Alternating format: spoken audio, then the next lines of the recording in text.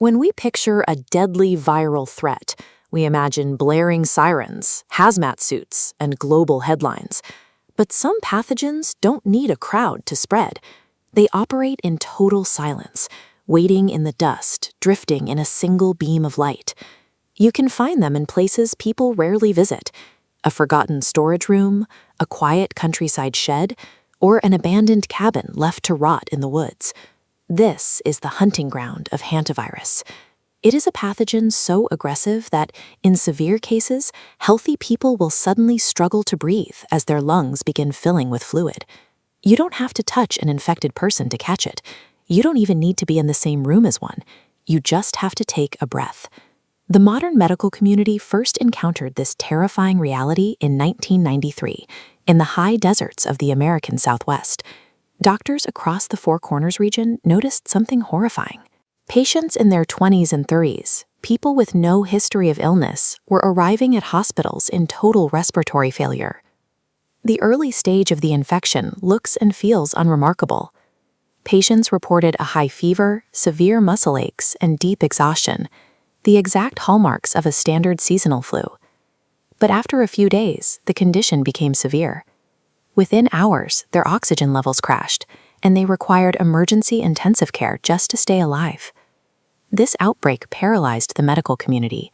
The illness struck fast and without warning, and because it wasn't spreading directly between humans, researchers had no way to track how the infection was moving through the population.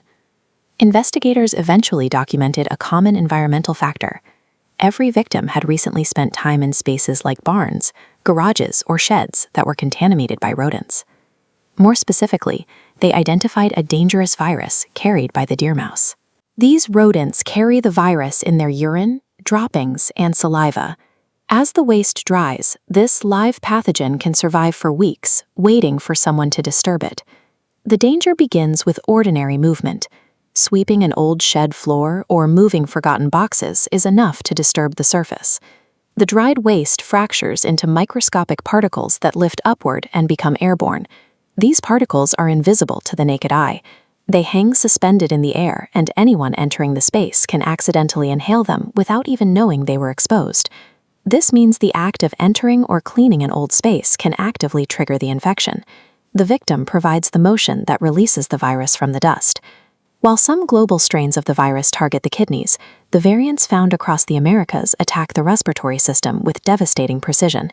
They trigger a rare and lethal disease known as Hantavirus Pulmonary Syndrome. This diagram shows a healthy human lung. Once past the initial fever phase, the virus targets delicate tissues of the respiratory tract. The infection causes blood vessels to leak plasma. This fluid rapidly fills the air sacs, physically preventing oxygen from entering the bloodstream. As oxygen levels crash, the body's major organs begin to fail. The patient requires immediate, intensive medical care and mechanical ventilation to survive. Within hours, the virus bypasses the body's standard defenses, effectively turning the lungs into a fatal trap. Even with modern medicine, there is no guaranteed cure specifically for hantavirus. Doctors focus on supportive care and oxygen therapy, while the body's own immune system fights the virus. Because treatment is limited, researchers look to the environment to predict where the next infection might occur. In many documented outbreaks, increased rainfall led to an explosion in food sources like seeds and nuts.